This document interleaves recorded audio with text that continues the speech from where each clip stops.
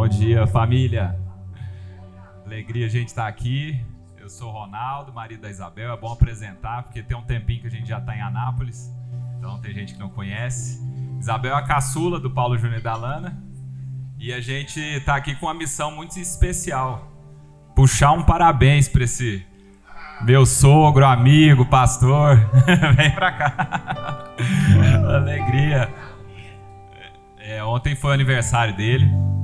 E a gente não podia, né, amigo, deixar de estender o privilégio, né? A gente não podia celebrar só ontem, né?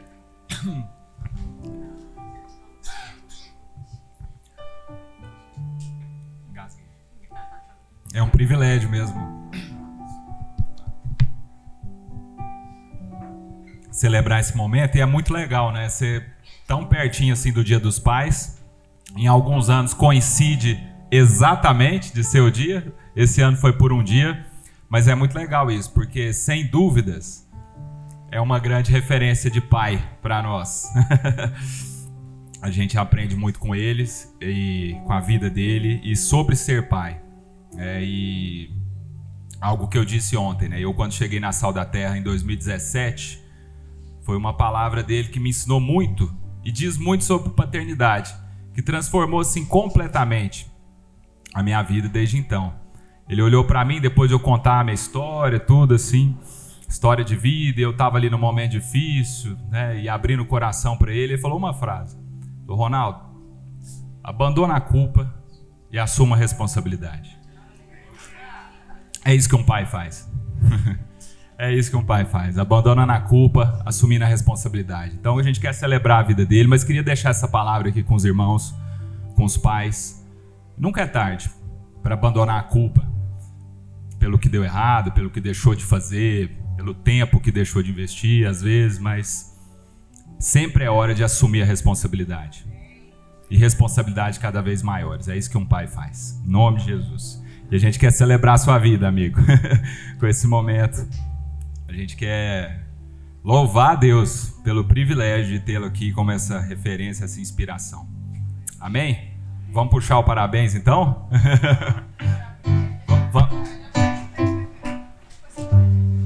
Quer falar alguma coisa antes?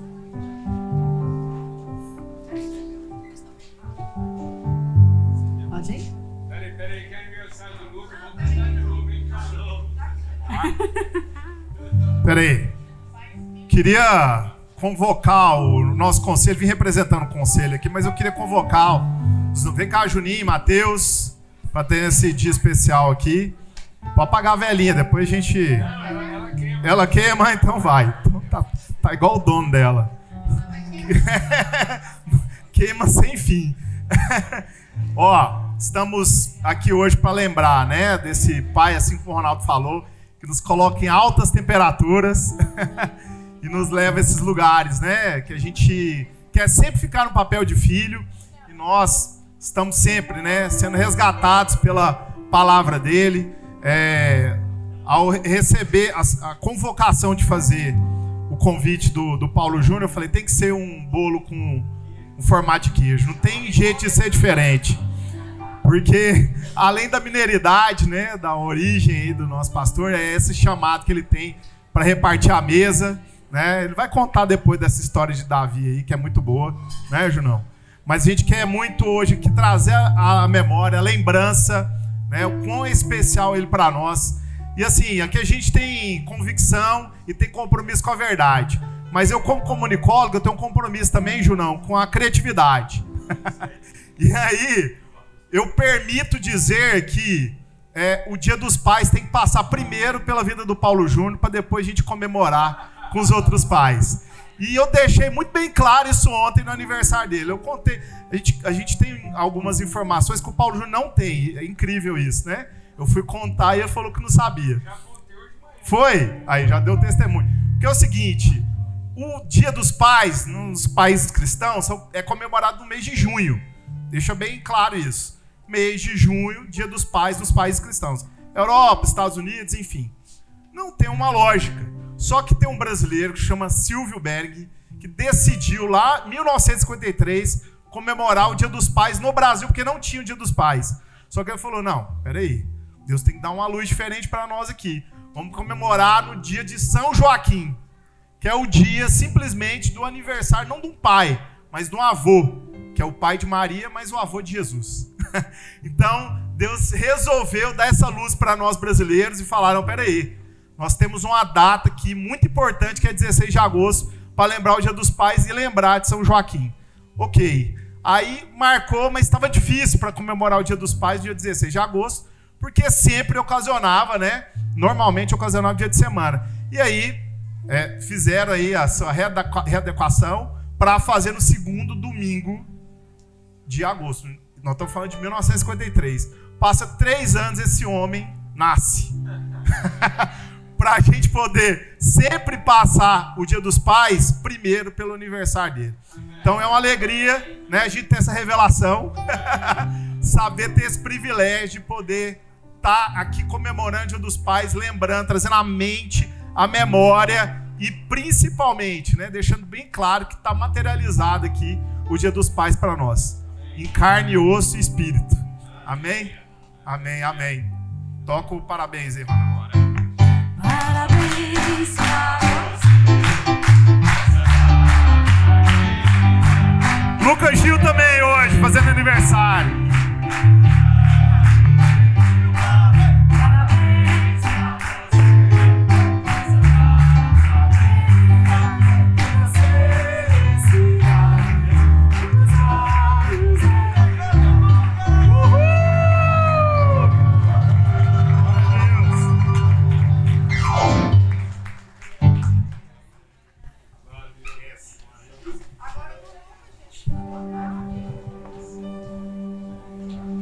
Pera aí, velho. Fica aí, Ronaldo. Na primeira reunião, eu fiz esse gesto simbólico aqui com o Luca. E agora eu quero fazer aqui com o Ronaldo, que foi quem puxou a fila desse parabéns aqui. Muita gente acha que esse bolo de aniversário, porque ontem isso aqui estava lá na comemoração do aniversário, que os amigos fizeram uma festa lá pra gente celebrar. E não foi surpresa, porque numa casa que tem 5 mulheres, não tem nada que pode ser surpresa. Então é o seguinte. E a decoração do bolo, eu acho que é a primeira vez que você vê um bolo em forma de queijo. E muita gente acha que é porque eu sou mineiro, e não é. É porque Deus tem colocado uma palavra muito forte no nosso coração. Porque às vezes a gente está contando a Bíblia pelo seu lado histórico e não pedagógico. E aí na história a gente pode ser levado a pensar que Davi era matador de gigantes. E quem convoca para matar gigantes é um general de guerra, é um homem de guerra, que era Saul. Mas Davi nunca foi convocado para matar um gigante. Davi foi convocado para cuidar das coisas do seu pai. Então, cuidando das coisas do seu pai, cuidando dos negócios do seu pai, se aparecer um leão, você enfrenta o leão. Se aparecer um urso, você enfrenta um urso. Que compromete as ovelhas. Mas se aparecer um gigante que compromete os filhos, você vence o gigante. Então Davi não foi convocado para matar gigantes. Ele foi convocado para cuidar dos filhos, assim como ele cuidava das ovelhas. E para cuidar dos filhos, se aparecer o gigante, ele vence o gigante. Então Davi nunca foi matador de gigante. Ele foi só entregador de queijo. Então se você for lá no texto, vai dizer que o pai dele chamou e falou assim: leva um queijo para os seus irmãos. E aí na entrega do queijo, qualquer coisa que aparecer, você enfrenta, para que os filhos de Deus se sintam bem cuidados. Amém? Por isso que a gente só quer ter filho entregador de queijo, sem ter que treinar eles para matar gigante. Aí a Lindinha foi contar essa história para o nosso netinho, o Pedro, e ela quis bordar um presente para nós. E ela fez um bordado com um pedaço de queijo e um estilingue. Porque o Pedro falou assim: ah, mamãe, então agora eu estou aprendendo a história de verdade, porque me contaram errado. Falaram que Davi era matador gigante. Agora eu sei que ele abençoava e cuidava dos seus irmãos. Então primeiro a gente cuida dos irmãos, depois a gente pega o estilingue. Amém? Valeu, benção. Claudião.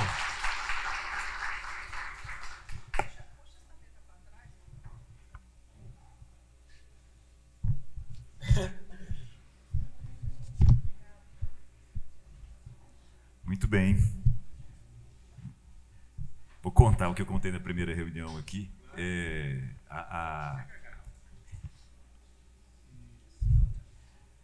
Até para entender o espírito mesmo. Na semana passada nós tivemos uma reunião, um conselho, né, Paulo Júnior, a gente, e a Andréia, que cuida aqui do Ministério Infantil, pediu para a gente trazer uma palavra sobre José, o pai de Jesus. Só que o Paulo Júnior não estava no último dia, eu fiquei encarregado de avisar ele, pela primeira vez nós vamos combinar uma palavra, né? Porque nós nunca combinamos uma palavra. Só que dessa vez que era para a gente combinar uma palavra, eu esqueci de avisar para ele que era essa a mensagem. Aí eu cheguei para ele de manhã e falei, rapaz, esqueci de te avisar. Ele falou, não, mas é isso que eu tenho no coração. No meu coração hoje eu gostaria de falar a respeito de José. Essas coisas podem parecer simples, mas esse é o espírito que tem norteado aquilo que a gente está fazendo. E espero que isso vá também para o lugar, na minha leitura, mais relevante do que esse aqui, que é a sua casa, as nossas casas. As nossas principais reuniões não são no domingo. É bom que você saiba disso. As nossas principais reuniões acontecem durante a semana nas casas. É nesse lugar que a gente tem chance de abrir o coração, de orar uns pelos outros, de perguntar, de divergir. Porque a divergência não é um problema.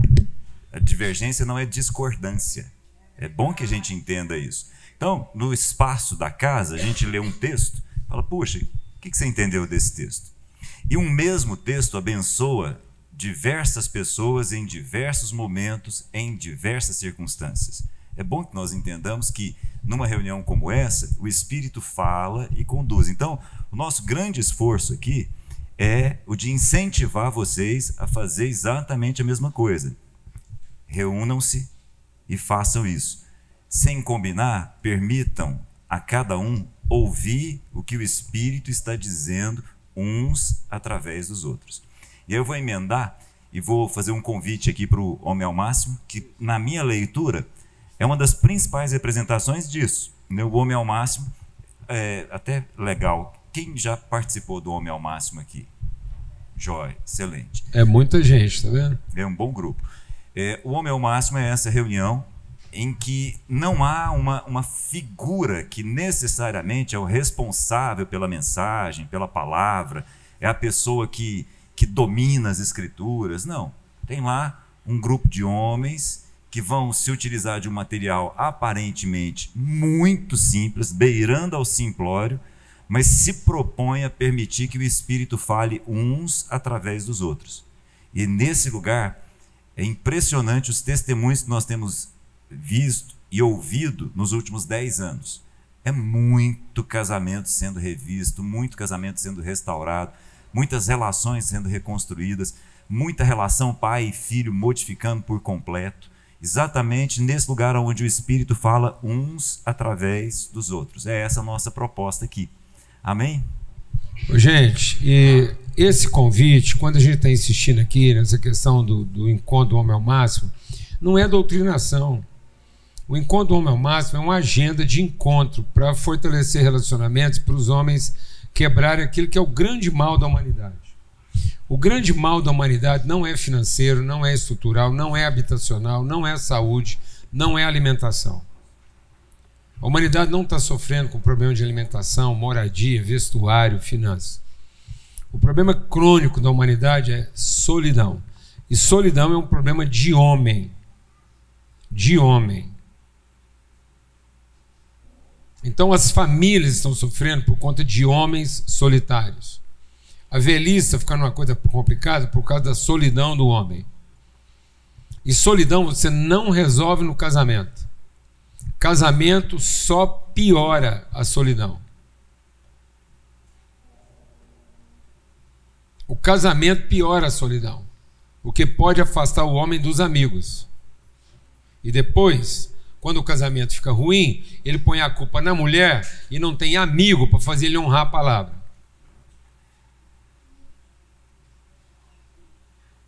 É isso que está acontecendo. Mulheres, homens.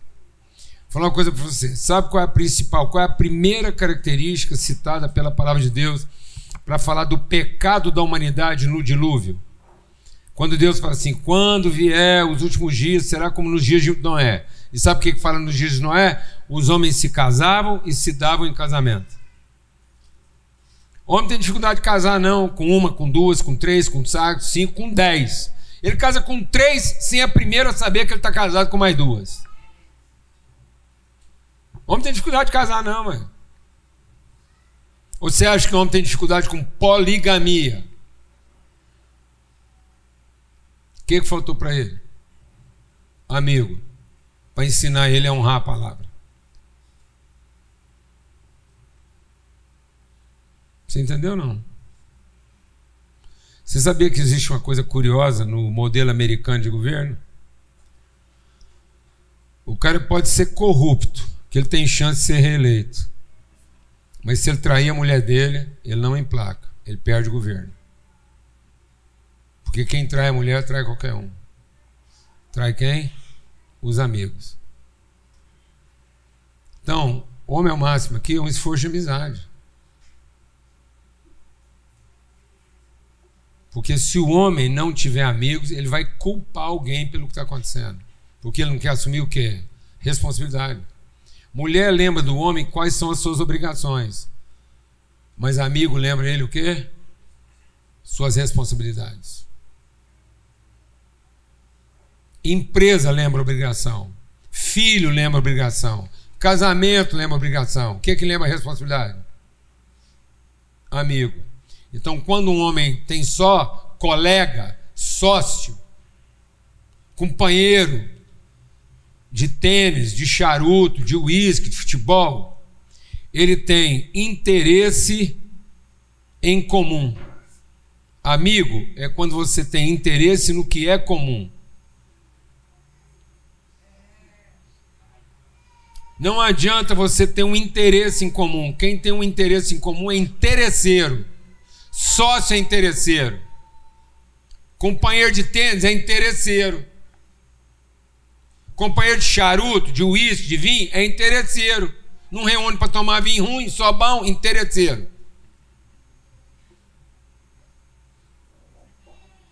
Amém, meu irmão? Glória a Deus. Ou você quer jogar tênis com um cara que não sabe jogar? Amiga, que cara fala, companheiro, vamos lá, para me testar minha paciência com você. Ficar andando aqui a quadra para lá e para cá, só pegar as bolas que você joga fora. É amigo. Alguém aqui chama amigo para tomar vinho ruim? Você convoca, você monta time com goleiro furão, back que não defende nada e atacante que não marca gol? Você é amigo. Cuidado. Cuidado. Eu estou insistindo que hoje é dia dos pais. Amém? Glória a Deus. Tá aí, lembrando, Olha começa isso. no dia 1º de setembro. Procura os responsáveis que estão aí para fazer a sua inscrição. Thales, está aqui o telefone dele, E tira aqui foto. não tem desculpa, porque tem um grupo online, você pode estar em Marte, que você pode participar da aula, tá bom? Pega lá, pega sinal, tá bom? Agora então. E o nosso sinal aqui, nem um Trump interrompe ele. Você pode ficar tranquilo, companheiro. Que nós dá um jeito, nem que seja telégrafo. Você chega lá. Se cortar, nós vamos voltar aqui o tempo de PX. Alguém aqui sabe o que é PX? Não. Macanudo. É isso aí, tá bom? Ó, eu pedi licença pro Cláudio aqui. Hoje dia dos pais, dia do avô, dia do amigo, dia do homem. Seguinte. Como se precisasse pedir licença. Não, mas sabe por quê? Porque quando o Cláudio chegou para mim e falou assim, rapaz, esqueci de falar com você, a Andréia falou que é pra gente falar de José, porque estão estudando José com os meninos. E eu falei, o que você acha que eu tá no coração de falar? Nós tem amigo, eles... E aí o texto que eu quero compartilhar com você está lá em Mateus capítulo 1. E aí, vamos ver, amados, presta atenção. Às vezes a gente está cometendo distrações gramaticais. As pessoas acham que aprender a ler e escrever Você sabia que o Brasil é o terceiro pior país mais analfabeto do mundo? Que nós não temos problema de analfabetismo em termos de ler e escrever, grafia. Então nós somos um país relativamente alfabetizado, mas nós somos o terceiro pior país do mundo em alfabetização funcional. O nosso jovem hoje, ele sabe ler e escrever, mas ele não sabe interpretar. Nós somos o terceiro pior país do mundo em interpretação de texto. É grave isso, hein? Gravíssimo.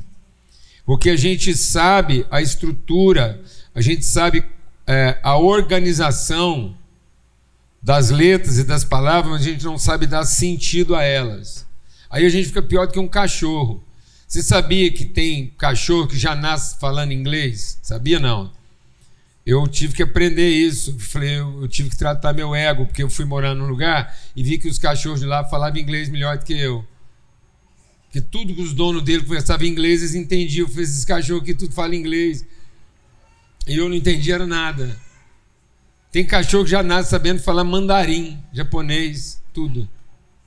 Mas tem gente que mesmo latino em português não entende nada de português. Ele late em português, mas não fala. Entendeu ou não? Hã? Para bom entendedor, pingo é letra. Nunca coube tão bem. Então, às vezes, você ensina seu cachorro, vai, pega, senta, pá. Aí ele, pronto, ele sabe ouvir. Ele sabe traduzir, mas ele não sabe o quê? Interpretar. Isso não dá sentido à vida dele. Então, quando a gente olhar para um texto, a gente tem que entender o sentido, senão aquilo não fará sentido. Então, esse texto começa com uma expressão, uma conjunção, que também pode ser um advérbio, que é o ora. Ora. É mais ou menos como está na outra versão. Foi assim. Então, o que quer dizer isso? Quer dizer as conclusões que a gente vai tirando a partir das impressões que a gente tem. Então você pode ser uma pessoa que está vivendo a vida a partir das impressões, a partir das circunstâncias. Foi assim, deixa eu te contar um negócio. Ora, e às vezes nós estamos sendo essa obviedade. Eu vim agora de um encontro de homens em que a gente tratou duas palavras lá que eu queria que cabe aqui, como pai e como macho, né? Às vezes o cara é macho, mas não é pai. Ele é macho, mas não é homem. Ele é um cão que aprendeu uma palavra. Senta, deita, rola, pula, vai, tá, salta, come, pá. Então, ele é um cachorro que fala português, mas ele não entendeu, ele não interpreta a linguagem da sua família. Ele não sabe dar sentido ao que se fala, nem ao que se ouve. Ele é bruto. Então o texto lá que a gente usou foi muito a propósito do que a gente vai falar aqui, que é o portanto e por isso. Tem muitas pessoas que são por isso e nunca vão ser portanto. Ou você é um homem portanto, ou você é um homem por isso. O seu cachorro é por isso. Sabe por que o seu cachorro reza e fica lá quietinho? Se o cachorro quer ficar quietinho, você fala assim, em nome de Jesus, amém. Aí ele come. Sabe por quê? Porque ele tem uma necessidade. Ele entendeu que você é o suprimento da necessidade dele. E muitas vezes as pessoas são com Deus um cão por isso, mas não um homem portanto.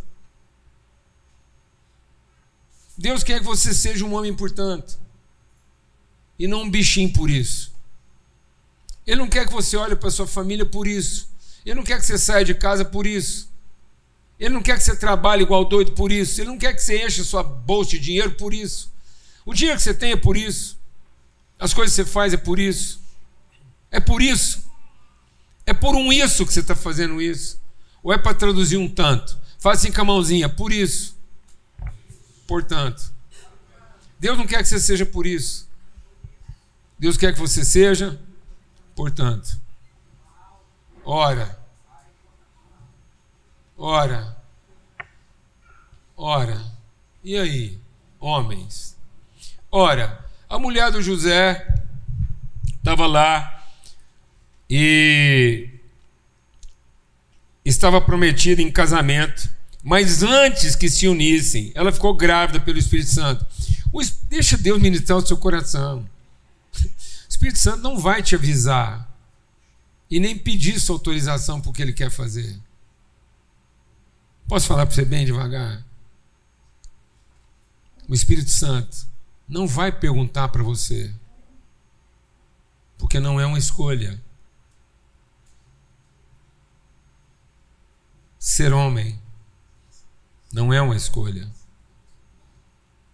é uma decisão. Escolha é uma obrigação. Você escolhe o que te convém. Você escolhe se é necessário ou não. Responsabilidade é uma decisão para a qual não tem escolha.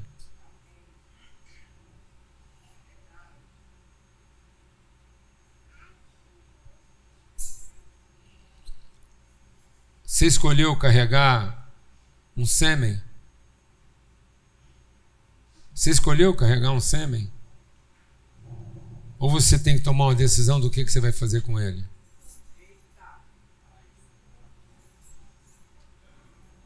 Você escolheu carregar uma semente? Ou todos os dias você tem tomado decisões do que você tem feito com ela? E olha que muita semente aqui já caiu em lugar que não devia. Porque a gente achou que tinha o quê? Escolha.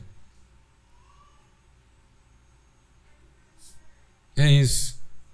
E aí Deus avisou, sua mulher está grávida.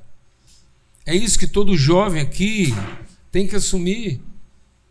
Que quando Deus te colocar diante de uma outra pessoa, Ele não vai te perguntar, Ele vai te comunicar a responsabilidade que Ele quer que você assuma em relação a essa pessoa.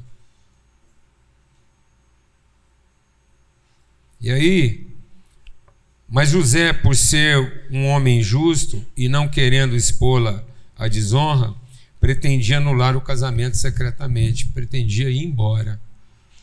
E aí terminando, mas depois de ter pensado nisso, apareceu um anjo e disse: José, filho de Davi, não tenha medo de receber sua esposa, pois é que nela foi gerado, vem do Espírito Santo. Sabe, amados, sabe o que pode derrubar a gente como homem? A solidão. E sabe o que a solidão leva? Ao medo.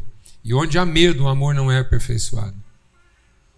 E sabe, a gente acha que o que está prejudicando a humanidade é o homem sem vergonha. A gente acha que é o cachaceiro, é o adúltero. Não, vou te falar uma coisa, sabe o que poderia ter prejudicado a humanidade irremediavelmente? Um homem que, por ser justo, se achava no direito de achar que tinha escolha. Às vezes é mais fácil ajudar um homem que está fazendo tudo errado do que ajudar um homem que acha que porque fez tudo certo, ele resolve. E aí ele não se submete àquilo que é o propósito de Deus na vida dele. Então o mundo está sofrendo mais com homens que, por se acharem justos, se acham no direito.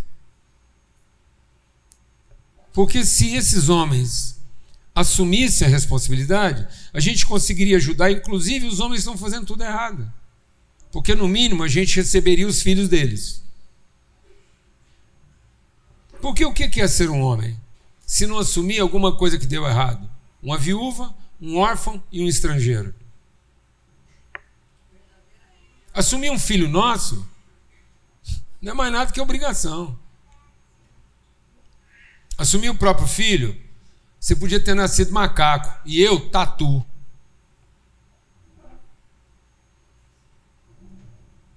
Mas assumir a responsabilidade de toda uma comunidade, entender que vai passar pela nossa casa, algo que mesmo não se parecendo conosco, algo que Deus não perguntou para mim se eu queria, mas entregou para mim essa responsabilidade, pode transformar todo mundo. E é isso que Deus está colocando para José. Não é só o que te diz respeito. E aí tem uma palavra que eu escutava muito, porque eu vivi num ambiente muito promíscuo. Eu tinha um lado da minha família que você não tem noção. E tudo gente da sociedade. Tudo empresário que deu certo, gente rica, próspera. E você tem que ver como é que terminou as mulheres desses homens. Era muita promiscuidade. Você não tem noção. E tudo criado na igreja. E aí a gente costumava... Você acredita que eu tinha 3 tios que brincavam um com o outro de quem que era o filho, para os 3 ficar isento de ter que assumir com a mulher deles que o filho era de um deles?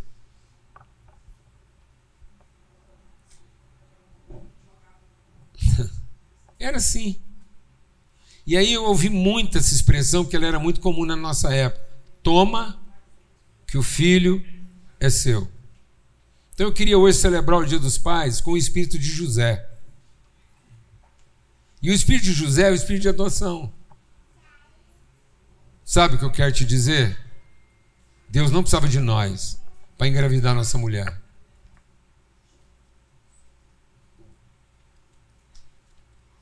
Nós não somos necessários. Nós não somos necessários. Se Deus quisesse encher o mundo só de gente boa, santa, sem pecado, se Deus quisesse encher o mundo só de menininho bom, bem criado, barrigudinho, sadio, as mulheres tudo virava Maria e todas elas ficavam grávidas pelo poder do Espírito Santo. Não ia ter falta de Maria e nem ia ter falta de Espírito Santo para engravidar todas elas. Eu e você nunca fomos necessários. É só para a gente entender que Deus nunca quis ficar no lugar da nossa necessidade.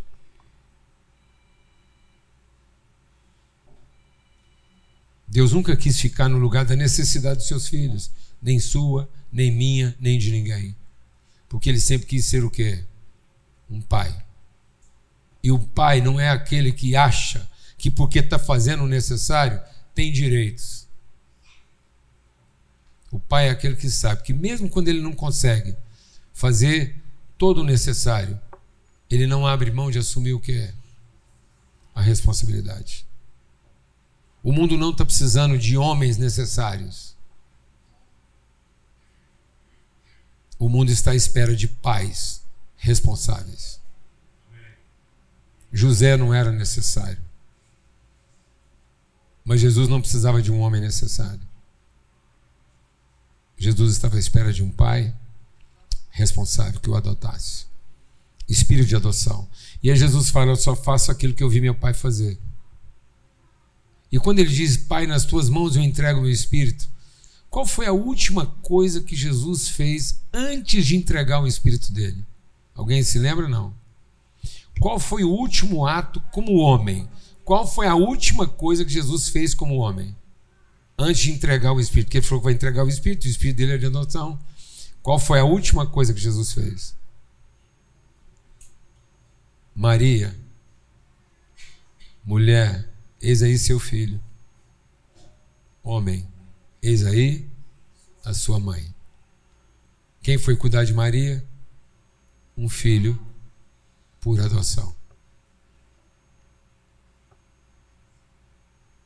Para que Maria nunca fosse tratada no limite da sua obrigação, mas ela pudesse ser amada por alguém que decidiu assumir a responsabilidade.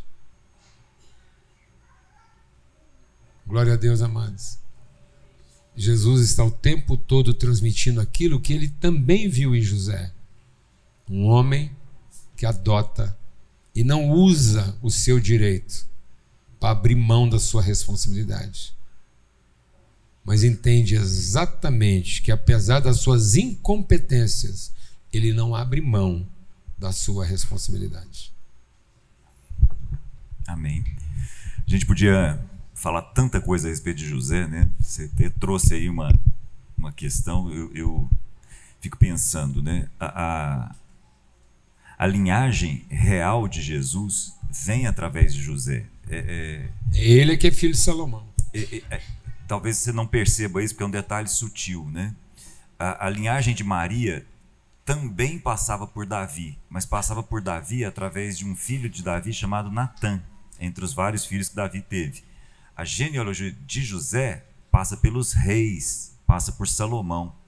Então a realidade, né, do ponto de vista da realeza de Jesus, vem através de José. E é tão curioso isso que, Cláudio, a gente tem que falar disso. Quando Jesus vem da linhagem, quando o rei de Israel é Salomão e não nenhum outro filho de Davi, é porque Salomão é uma bronca de um filho que Davi repudia e depois ele é confrontado por Deus para adotar. Porque ele repudia o filho natural de Betseba e depois ele tem que adotar essa responsabilidade. Então Salomão é um filho por adoção, mesmo tendo sido engravidado por Davi.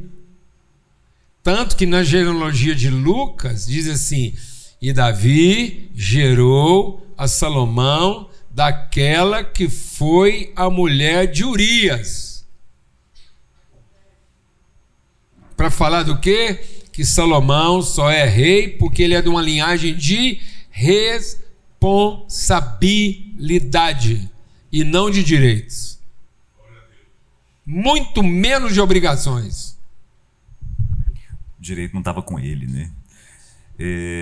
Bom, eu vou trazer aqui alguns outros aspectos, à medida que o tempo nos permitir, algumas outras coisas aqui a respeito de José, para nos despertar nesse Dia dos Pais.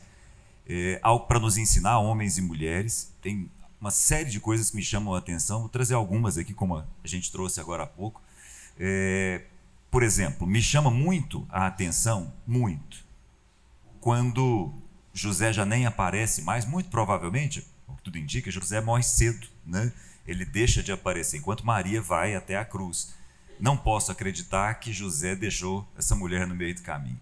Mas o fato é que, lá na frente, o ministério de Jesus já bem estabelecido, Jesus bem conhecido naquela região ali, quando, não sei se vocês se lembram disso, quando Jesus, ainda bebê, volta do Egito, ele vai para um vilarejo bem pequeno, menosprezado por todo mundo, chamado Nazaré.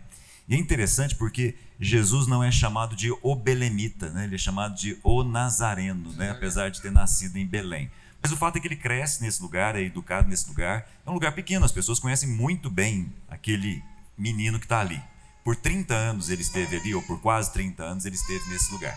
E aí ele volta. Imagino que vocês se lembrem disso. Ele volta a esse lugar. Só para descontrair, né? Pra você entender mais ou menos o que era Jesus ir para Nazaré, mais ou menos se ele fosse para o Faina. Não podia perder essa chance. Com todo respeito, quem é do Faina aqui. Com todo respeito que resta.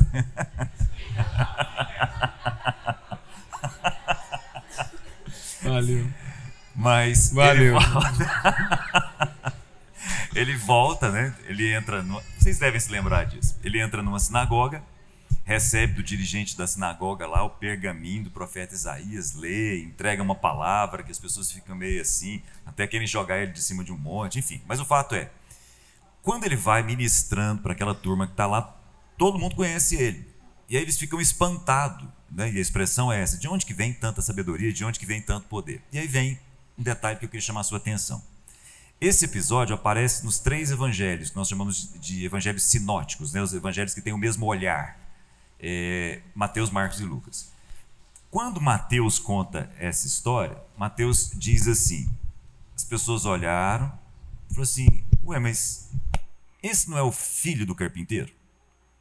Depois é que vem as outras coisas, depois é que vem outros detalhes. Não está aqui a mãe dele, não estão aqui os irmãos, fulano, beltrano e ciclano, cita os irmãos pelo nome, não estão aqui suas irmãs, mas o primeiro aspecto que chama a atenção dele, não é esse o filho do carpinteiro? Quando Lucas vai contar o mesmo episódio, ele diz assim, isso é interessante, esse daí não é o filho de José?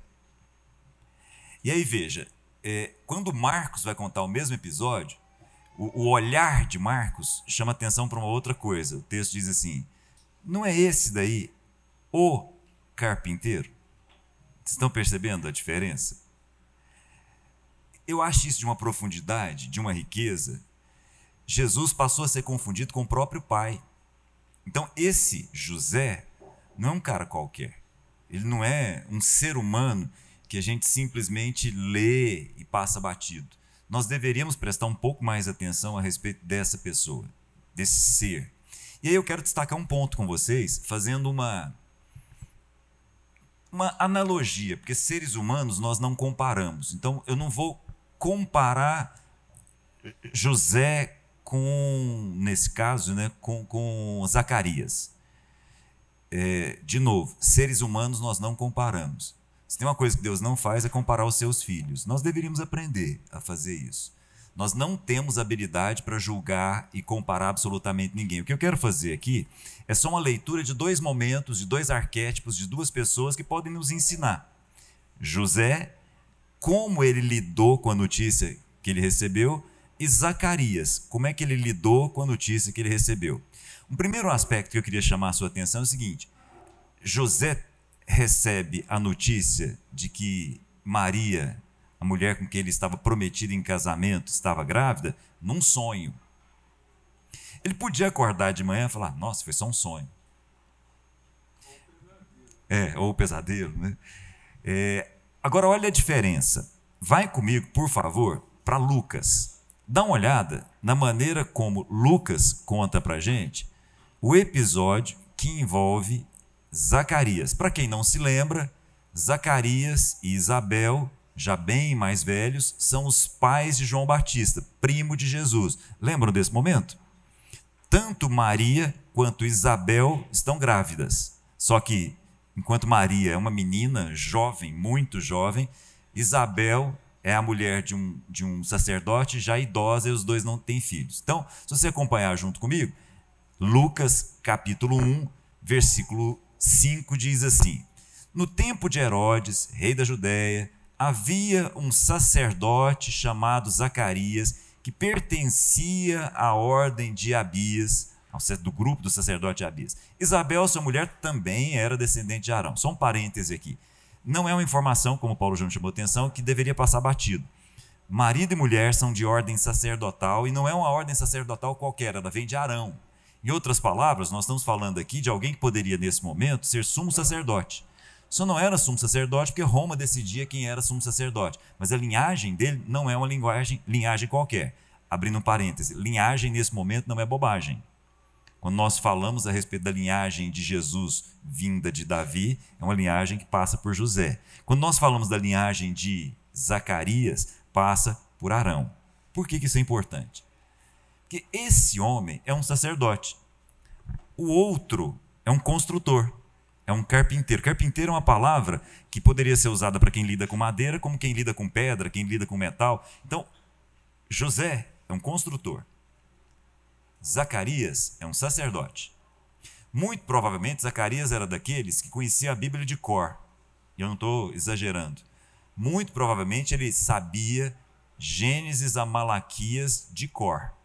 Até porque haviam poucos pergaminhos nesse momento. Muito bem, então esse não é um homem qualquer. Versículo 8. Certa vez, estando de serviço o seu grupo, Zacarias servia como sacerdote diante de Deus. E ele foi escolhido por sorteio, de acordo com o costume do sacerdócio, para entrar no templo do Senhor e oferecer incenso. Muito bem, então vamos parar aqui um minutinho. Naquele momento, o templo construído pelo Herodes, citado aqui, tinha a mesma planta baixa, o mesmo projeto do tabernáculo lá de trás.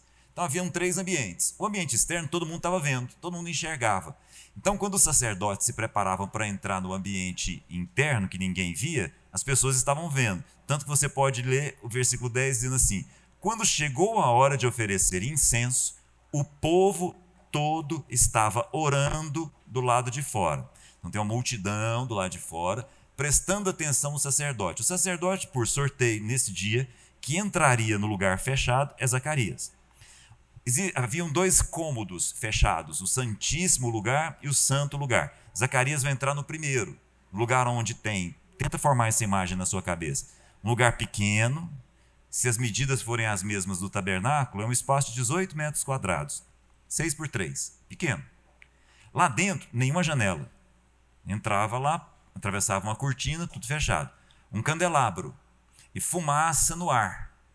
Ele chegava com mais fumaça ainda, que era o incenso, para trocar o incenso que ficava em cima do altar do incenso. Para quem não sabe o que é incenso, era uma mistura muito interessante, que incluía sal, para aumentar o potencial de aroma daquele incensário que estava ali, que ele entrava muita fumaça. Agora imagina a cena, está lá ele lá dentro, sozinho, num espaço pequeno, escuro, pouquíssima iluminação e fumaça. De repente, versículo 13, ele olha do lado e vê um anjo. É de assustar, não é? Só que vê se você concorda comigo. O que te impactaria mais? Ter um sonho de um anjo falando com você, ou você num quarto escuro encontrar com um anjo lá dentro? Não precisa nem falar, né? Evidentemente, como não podia ser diferente, ele ficou com medo. O anjo falou assim, calma. Fica com medo não. Não tenha medo, Zacarias. É o seguinte, sua oração foi ouvida. Isabel, interessante, a sua oração foi ouvida. Ele estava orando para que a mulher dele ficasse grávida. Aí o anjo diz, sua oração foi ouvida. Seguinte, sua mulher vai dar à luz um filho e você vai colocar o nome dele de João. Batista não é nome, tá, gente? Batista é porque João batizava, né? Então o nome dele é João. Muito bem. Só que aí, eu queria que você prestasse atenção nisso. De novo, isso não é um julgamento a Zacarias. Isso é só uma comparação para que a gente possa aprender alguma coisa. Zacarias, versículo 18, pergunta ao anjo: como posso ter certeza disso? Homens, essa é a pergunta que nós não devemos fazer. Você pode estranhar o que eu vou te dizer. As mulheres podem fazer essa pergunta. Essa é a pergunta que Maria faz. O mesmo anjo que é Gabriel, quando fala para Maria a respeito do que está acontecendo, Maria diz assim, mas como é que vai se dar isso? O anjo responde. A mulher está no papel dela ao perguntar como é que vai se dar. O homem, ao fazer essa pergunta, fugiu do seu lugar. Ou seja, ele abandonou a fé. O lugar de nós homens é, em especial, o lugar da fé. Fugir desse lugar é ir para um lugar onde nenhum homem deveria ir. Tanto assim que quando o anjo escuta isso, falou assim, você duvidou. Você não podia ter feito isso. E agora você vai ficar mudo. Para deixar, simbolicamente falando, o resultado da sua irresponsabilidade na fé. Eu acho isso de uma profundidade para a gente avaliar no dia dos pais, né? Talvez não fosse a mensagem que nenhum dos pais gostaria de levar para casa. Talvez não fosse a mensagem que você gostaria de ouvir hoje. Mas essa mensagem eu não estou trazendo para você, não. Estou trazendo para mim. O lugar que eu não devo ir é o lugar de quem duvida das palavras que Deus entregou na minha vida. Esse é o lugar onde eu não devo ir. Por quê? Porque ao ir para esse lugar, eu me calo para tudo aquilo que eu deveria estar representando. Quando uma mulher pergunta como, ela está perguntando o quê? Então ela está perguntando dos processos, do que vai acontecer, as etapas. Mas a pergunta como do homem, ela não é de ordem que, ela é de natureza compromisso. É quase que como se Zacarias estivesse dizendo assim, como? Se eu não participei disso? Se eu sou estéril? Como se eu sou estéril? Então, quando uma mulher pergunta como, ela tem dúvida. Quando um homem pergunta como, ele duvida.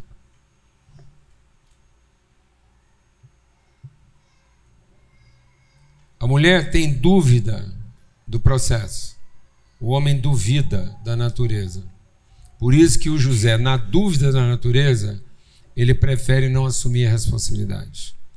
Por isso que o homem precisa ter convicção de natureza, ainda que ela seja minúscula, quase invisível. Uma mulher começa de um quase nada e vira um quase tudo. Mas o homem tem que ser tudo naquilo que parece ser quase nada.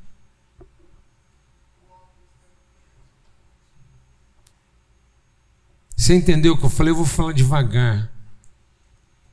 A mulher vira tudo a partir de um quase nada, mas o homem tem que ser tudo naquilo que aparentemente não significa Nada. Então cuidado, porque não é nossa competência, é nossa atitude. Você entrega um espermatozoide para a mulher, ela te devolve 3,5 kg de gente. Sabe quantos espermatozoides rodou só na tarde? Porque eu tenho quase certeza que hora que foi e aonde foi que a Alana ficou grávida do Paulo Neto. Vem quase que o cheiro na minha cabeça. Sabe quantos espermatozoides provavelmente rodou naquela tarde? 100 a 150 milhões. Que não era de quantidade, era de um que fosse inteiro. Não adianta se nós homens estamos entregando uma quantidade de coisas para nossa família, se nenhuma delas representa nós por inteiro.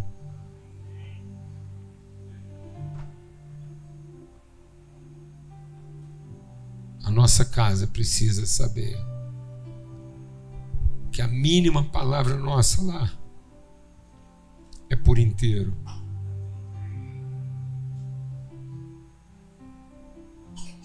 E aí sua mulher pode ter dúvida pro resto da vida, mas você não duvida de quem foi que empenhou essa palavra com você. E por isso você não retrocede de sustentar essa palavra empenhada com a sua família. Isso é ser pai por adoção.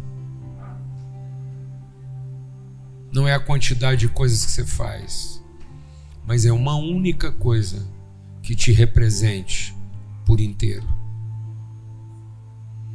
Porque se a sua família está comendo das suas quantidades, pode muito bem ser ração, grão, tudo que Deus queria de Zacarias e de José era o quê? Uma palavra empenhada. José não perguntou como. Ele simplesmente assumiu a responsabilidade. Mas quando esse homem perguntou para Deus como, sabe o que ele ficou na hora? Mudo. Ele não ficou impotente. Ele não perdeu a força do braço. Ele não perdeu a força das pernas. Sabe, você está achando que o pior que pode acontecer na sua vida é perder a força dos braços, a força das pernas, a força do seu pênis? Você acha que o que pode acontecer de pior na sua vida é o seu pulmão fracassar? Sabe que o pior que pode ter na sua vida é você ter metade do estômago? Ou um coração cheio de mola? Não sabe o que pode acontecer de pior com o homem? Ele não ter palavra que saia da sua boca. Ou aquilo que ele disser, não contar mais. Foi isso que Deus falou para Zacarias. Eu sou um homem de palavras, Zacarias. Por isso que pai é por adoção. Porque é alguém que empenha uma palavra e dá a vida para sustentá-la. Não é dar a vida para pagar as contas. Não é a vida para pagar aluguel, roupa. Se fosse de comida que a sua família precisasse, amanhecia pão assado no jardim da casa deles todos os dias. Porque Deus fez isso no deserto. Chovia frango assado, como foi no deserto. Se fosse dinheiro para comprar roupa, comprava uma e nunca mais gastava. Sandália, não precisava. E Deus falou assim: comida eu dei, carne eu dei, roupa eu dei, sandália eu dei. Eu só queria que você fizesse uma coisa: que você tivesse sustentado a palavra que eu mandei você sustentar com a sua família. E isso você não fez. Bem-vindo ao Dia dos Pais. Eu queria pedir agora que todos os homens ficassem de pé. E aí nós vamos fazer um rito de pai aqui hoje de manhã. Você vai olhar para quem está do seu lado e falar assim: amigo, toma, que o filho é seu. Toma, que a mulher é sua. Fala aí, ó. Toma, que a sogra é sua. O cunhado é seu. O amigo que está devendo é seu. Amém? Glória a Deus. Se você acha que você tem um amigo muito difícil, que não está dando mesmo, traz ele aqui na roda. A gente ora para ele ficar ou bom, ou ficar ruim de tal maneira que ele pare de dar palpite na ajuda que nós estamos querendo dar para ele. Amém? Então agora a gente sabe que isso aqui é uma reunião de amigos. Agora você fala assim: mas fique em paz, porque o filho é nosso, a mulher é nossa, a sogra é nossa, o cunhado é nosso. Fala bem devagarzinho: o genro é nosso, a nora é nossa, porque o pai é nosso. Amém? E nós estamos querendo ser como nosso pai,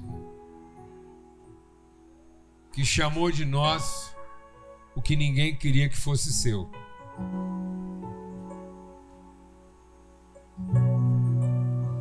Ele, como pai, chamou de nós aquilo que ninguém queria que fosse seu.